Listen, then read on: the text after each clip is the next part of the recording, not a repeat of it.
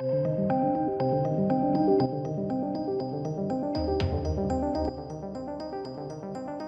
welcome. Transformers, War for Cybertron. This was part 1. It was released on Netflix. I'm pretty certain it was released on Netflix within the last few days. I watched it all.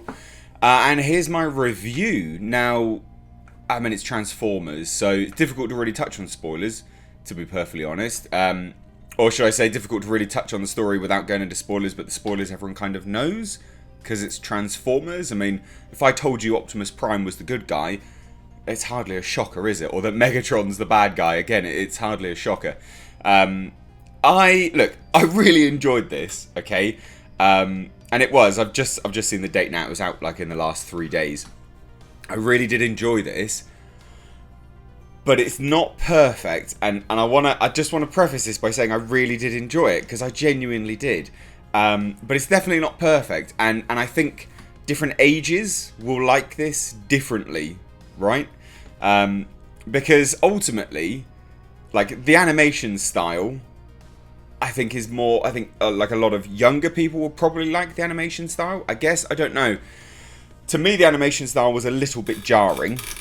A squeaky chair. The animation style was a little bit jarring, because it's that kind of cel-shaded, but kind of not.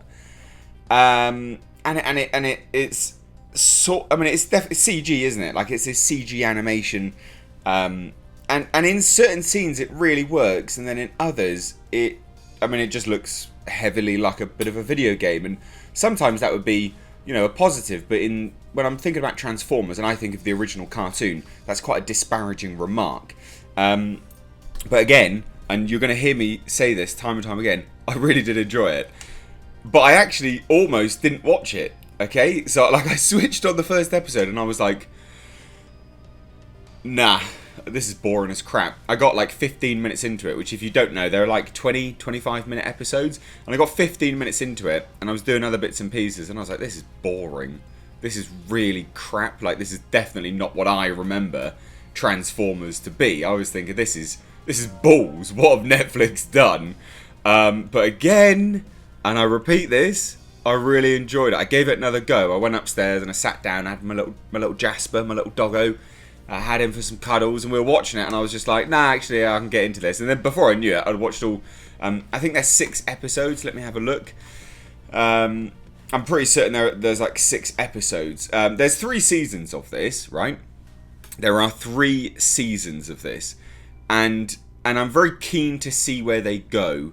So it's interesting. I'm going to touch on a little bit of sort of the storyline here and there. Basically, we kind of start out, I mean, it's G1, isn't it? This is all G1, right? We start out kind of G1, and I'm like, yeah, I mean, I like the styles. And they have the original, I can't even do the sound, but you know the original sound effect, that really cool sound effect of them changing? I'm like, yes! We got it! Finally! Bayformers, piss off. And we start out in the war. And it's interesting going back and watching it as an adult, because all I could think of when they're flying through the cityscape was, they're much bigger than the buildings, and the windows are small.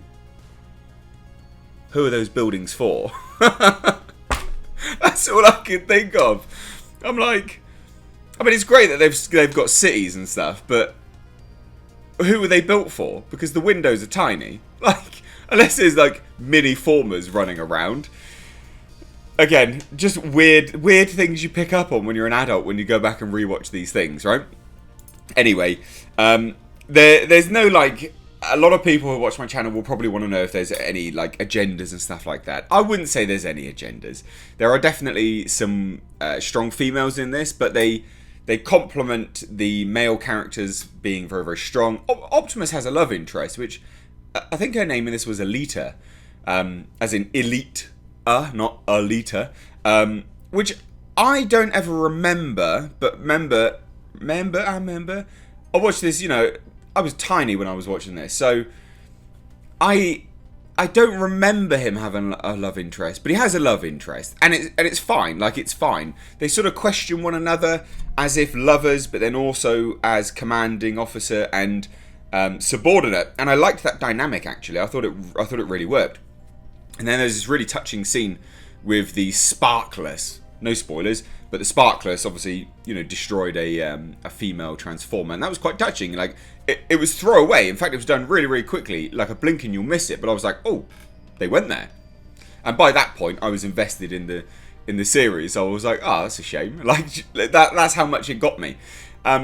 Anyway, you learn some stories about Alpha Trion. You learn a little bit about Bumblebee's background.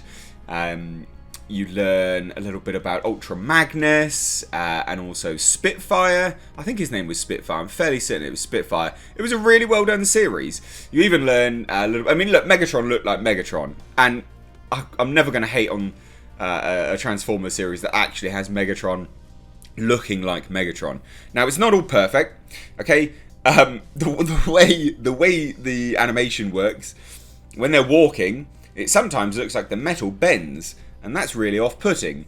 To me, anyway, it's something which I noticed. I was like, because I was looking at the women Transformers, and I was like, their hips are swaying unusually large amounts, and I was thinking to myself, that's probably because obviously they're women and they want to depict that they're women. I was like, that's fine. And then I was looking at it, and I was like, but when they move, the metal's bending. I was like, that's odd. So anyway, just something which I personally picked up on. The acting is hammy as shit. It is really, really hammy.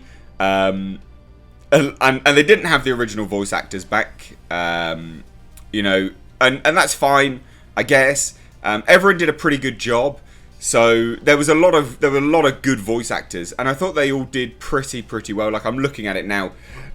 They all did fine, right? They all worked fine, but they were obviously given quite strict direction, lots of pauses to sort of enunciate the next word, and sometimes it came off, and this is going to sound really, really punny, it came off really robotic. And they never spoke like robots, right? Like Optimus Prime never spoke like a robot. So some of that was a bit dumb. But I didn't hate it. Again, it's a kid's thing, isn't it? This is for children. So when I'm watching it, these things I pick up on, I'm like, well, I can let that slide because it's not for me. It's for a child. And a child needs those beat moments to go and then deliver the line. That's how that's what children actually, they do need it. That it sort of teaches them that dramatic sort of pauses and things like this. So I get it. I get that that's what they were going with it, and I think that was fine. Overall, I thought it was a fine story. It was quite interesting, really. Again, coming back and watching it as an adult, when I was watching this, I was like, definitely, the Decepticons are basically Nazis. Like, I'm probably demonetized now I've said that word. But they basically are. They're literally going to do an Autobot genocide.